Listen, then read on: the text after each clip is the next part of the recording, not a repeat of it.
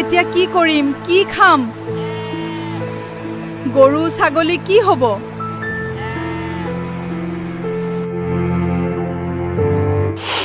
উজনি অসমত প্ৰলয়ংকাৰী বানে মাতি আনিছে মৃত্যুৰ কেৰেলি। এতিয়ালৈকে প্ৰাণ হেৰুৱালে 21জনকৈ লোকে।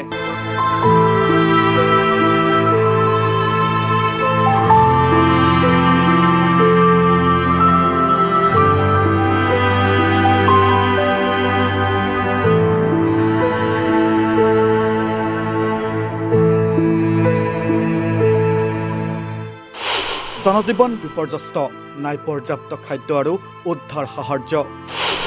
ওখ ভেটিৰ অভাৱত নিৰ্মাণ কৰিব পৰা নাই পৰ্যাপ্ত আশ্ৰয় শিবিৰ। নাই বিদ্যুৎ সংযোগ, এন্ধাৰত নিশা কটাইছে বানাক্ৰান্তই। জনপ্ৰতিনিধিক দেখা নাপায় ক্ষোভ বানাক্ৰান্ত ৰাইজৰ।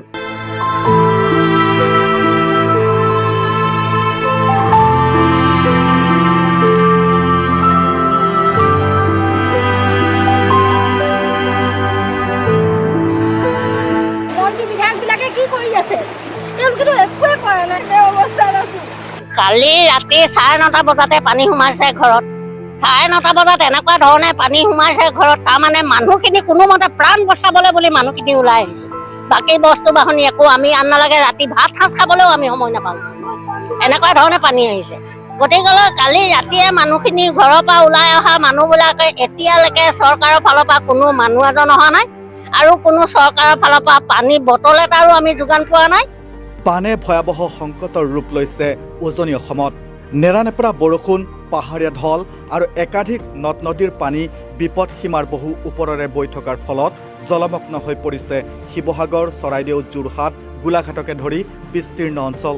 মঙলবাৰৰ তথ্য অনুসৰি যোৱা 24 ঘণ্টাত বানপানীৰ সৈতে জড়িত ঘটনাত 21জন লোকৰ মৃত্যু হৈছে। ইয়াৰ ফলত চলিত বৰ্ষত ৰাজ্যখনত বানপানীত মৃত্যু হোৱা লোকৰ সংখ্যা 31 জনলৈ বৃদ্ধি পাইছে। অসম ৰাজ্যিক দুৰ্যোগ ব্যৱস্থাপনা প্ৰাধিকৰণৰ তথ্য অনুসৰি বৰ্তমান 16খন জিলাৰ 5,64,600ৰো অধিক লোক বানপানীৰ কবলত পৰিছে। গোলাঘাট, কামৰূপ মহানগৰ, হোজাই, ডিব্ৰুগড়, বিশ্বনাথ, ধেমাজি, শোণিতপুৰ, ওদালগুৰি, নগাঁও, চৰাইদেউ, যোৰহাট, তিনিচুকীয়া, কাৰ্বি আংলং, লখিমপুৰ আৰু শিৱসাগৰ জিলাৰ পৰিস্থিতি অত্যন্ত শোচনীয়। 44টা ৰাজচক্ৰৰ মুঠ 872খন গাঁও সম্পূৰ্ণ বা আংশিকভাৱে পানীৰ তলত ডুব গৈছে। ইয়াৰে আটাইতকৈ বেছি ক্ষতিগ্ৰস্ত শিৱসাগৰ আৰু চৰাইদেউ, য'ত 3.59 লাখতকৈ অধিক লোক বানৰ কবলত পৰিছে। যোৰহাটত প্ৰায় 87,000 আৰু চৰাইদেউত 72,000তকৈ অধিক লোক ক্ষতিগ্ৰস্ত হৈছে। কৃষিভূমি, গৃহ, পথ, দলং, বিদ্যুৎ আৰু পানী যোগান ব্যৱস্থাও ব্যাপকভাৱে ক্ষতিগ্ৰস্ত হৈছে। ASDMৰ প্ৰতিবেদন অনুসৰি যোৱা 24 ঘণ্টাত শিৱসাগৰ জিলাত 13 জন, চৰাইদেউত 5 জন, গোলাঘাটত 2 জন আৰু যোৰহাটত 1জন লোকৰ মৃত্যু হৈছে। অধিকাংশ ঘটনাই কোবাল সোঁতত উটি যোৱা অথবা বানপানীত পৰাৰ ফলত সংঘটিত হৈছে। ইফালে চৰাইদেউ জিলাৰ টেঙাপুখুৰী আৰক্ষী থানাৰ অন্তৰ্গত লাকুৱা অভয়পুৰীয়া গাঁৱত সংঘটিত এক হৃদয় বিদাৰক ঘটনাই সমগ্ৰ ৰাজ্যক শোকাহত কৰি তুলিছে। হঠাৎ অহা বাঢ়নী পানীৰ পৰা বাচিবলৈ ওলাই অহা সময়ত টুটুমণি দুৱাৰা আৰু কন্যা বিদিশা দুৱাৰা কোবাল সোঁতত উটি যায়। তেওঁলোকক উদ্ধাৰ কৰিবলৈ নামি যোৱা 2 পুত্ৰ বিদ্যুৎ দুৱাৰা আৰু বিপ্লৱ দুৱাৰাও বানৰ সোঁতত নিখোজ হয়। স্থানীয় ৰাইজে অভিযোগ কৰিছে যে ঘটনাৰ পাছত প্ৰশাসনক খবৰ দিয়া হৈছিল যদিও উদ্ধাৰকাৰী দল সময়মতে উপস্থিত নোহোৱাৰ ফলত ক্ষোভৰ সৃষ্টি হৈছে। ইফালে সোণাৰীৰ চফ্ৰাই অঞ্চলতো বানপানীয়ে একাধিক পৰিয়াললৈ শোক কঢ়িয়াই আনিছে। ৰঙাপথাৰ মিচিংগাঁৱৰ 13 বছৰীয়া মনীষা গোৱালা বানৰ কোবল পানীত পৰি মৃত্যুমুখত পৰে। আনহাতে চফ্ৰাই মোহন গাঁৱৰ বিজ্ঞান শাখাৰ মেধাৱী ছাত্ৰী কল্পনা মাঝি আশ্ৰয় শিবিৰৰ পৰা ঘৰলৈ উভতি যোৱাৰ সময়ত পুখুৰীত পিছলি পৰি মৃত্যুবৰণ কৰে। মাত্ৰ 2 দিনৰ ভিতৰতে অঞ্চলটোত বানৰ ফলত 3জন লোকৰ মৃত্যু হোৱা ঘটনাই গভীৰ শোকৰ সৃষ্টি কৰিছে। বানপীড়িত লোকসকলৰ বাবে বৰ্তমান 71টা আশ্ৰয় শিবিৰ স্থাপন কৰা হৈছে, য'ত 12,284 জন লোক আশ্ৰয় লৈছে। ইয়াৰ উপৰি 202টা সাহায্য বিতৰণ কেন্দ্ৰৰ জৰিয়তে খাদ্য, বিশুদ্ধ খোৱাপানী, ঔষধ আৰু নিত্য প্ৰয়োজনীয় সামগ্ৰীৰ বিতৰণ অব্যাহত আছে। উদ্ধাৰ অভিযানত NDRF, SDRF, ভাৰতীয় বায়ু সেনা, অগ্নি নিৰ্বাপক বাহিনী আৰু স্থানীয় প্ৰশাসনে যৌথভাৱে অংশগ্ৰহণ কৰিছে। বহু অঞ্চলত নাও আৰু বিশেষ উদ্ধাৰ সঁজুলিৰ সহায়ত লোকসকলক নিৰাপদ স্থানলৈ স্থানান্তৰ কৰা হৈছে। কিন্তু এই সাহায্য পৰ্যাপ্ত নহয় বুলি দাবী কৰিছে বানত আক্ৰান্ত লোকসকলে। ভোটৰ সময়ত যিজন জনপ্ৰতিনিধিয়ে ভিৰ কৰিছিল, সেই জনপ্ৰতিনিধিয়ে এতিয়া দেখা নিদিয়াৰ বাবে এইদৰে ক্ষোভ উজাৰিছে বান আক্ৰান্তই। কালি ৰাতি 9:30 বজাতে পানী সোমাইছে ঘৰত। 9:30 বজাত এনেকুৱা ধৰণে পানী সোমাইছে ঘৰত, তাৰমানে মানুহখিনি কোনোমতে প্ৰাণ বচাবলৈ বুলি মানুহখিনি ওলাই আহিছোঁ। বাকী বস্তু বাহনি একো আমি আন নালাগে, ৰাতি ভাত সাঁজ খাবলৈও আমি সময় নাপালোঁ, এনেকুৱা ধৰণে পানী আহিছে। গতিকে কালি ৰাতিয়ে মানুহখিনি ঘৰৰ পৰা ওলাই অহা মানুহবিলাকে এতিয়ালৈকে চৰকাৰৰ ফালৰ পৰা কোনো মানুহ এজন অহা নাই, আৰু কোনো চৰকাৰৰ ফালৰ পৰা পানী বটল এটাৰো আমি যোগান পোৱা নাই।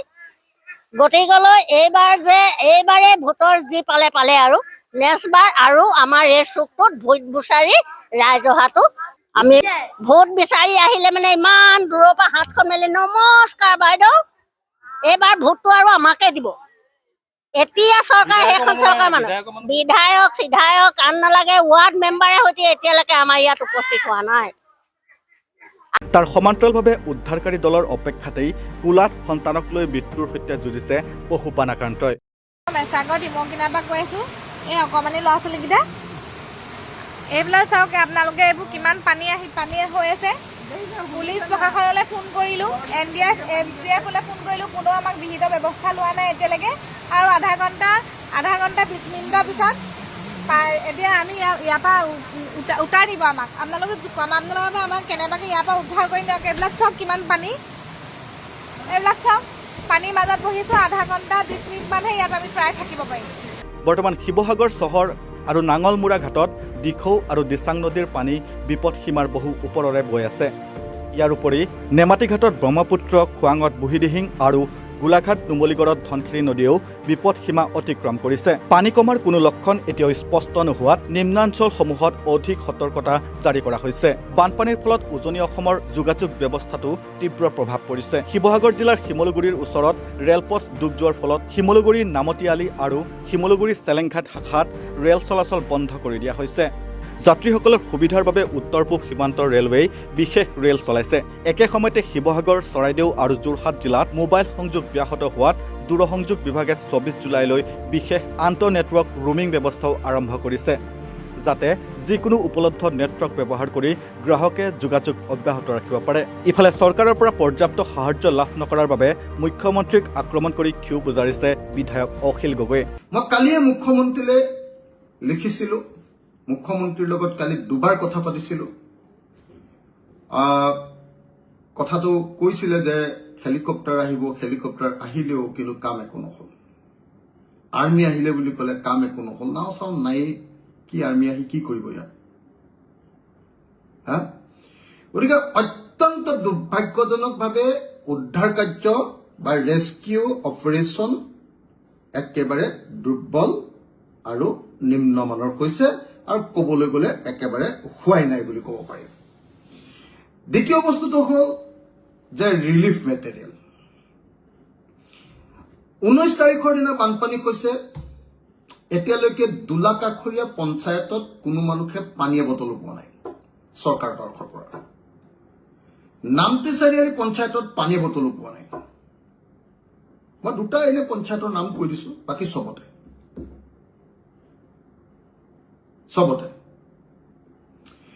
ক'বলৈ গ'লে কোনোবাই কৈছে মোক যে নহয়, চৰকাৰী বিধায়ক থকা, বিজেপিৰ বিধায়ক থকা সমষ্টিত পাইছে। মোতকৈও বেয়া অৱস্থা নাজিৰাত। মইতো হাল্লা চিল্লা কৰি ডিচিক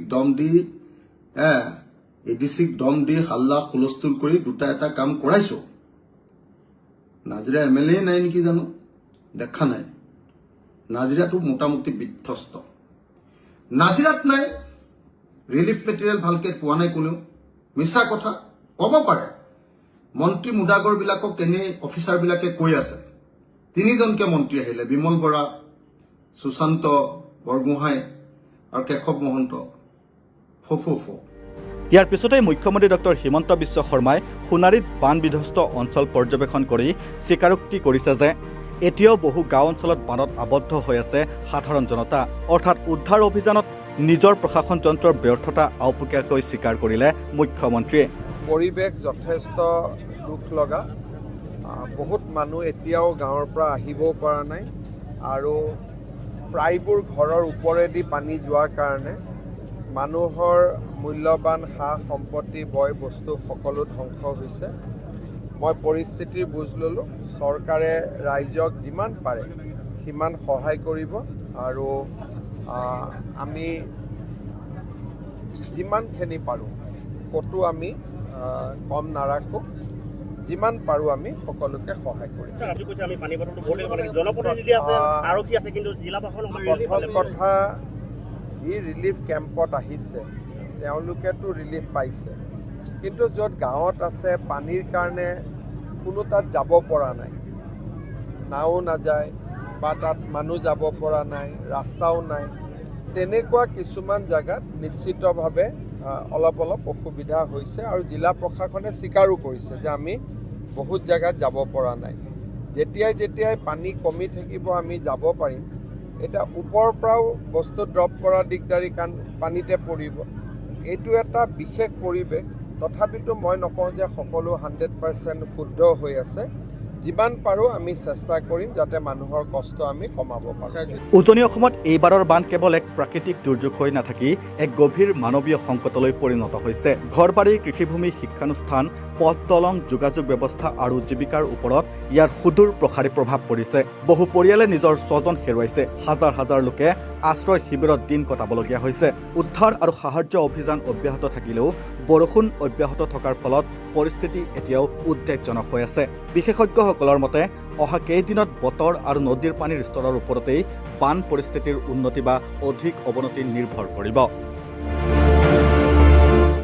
news desk report, north east নাও।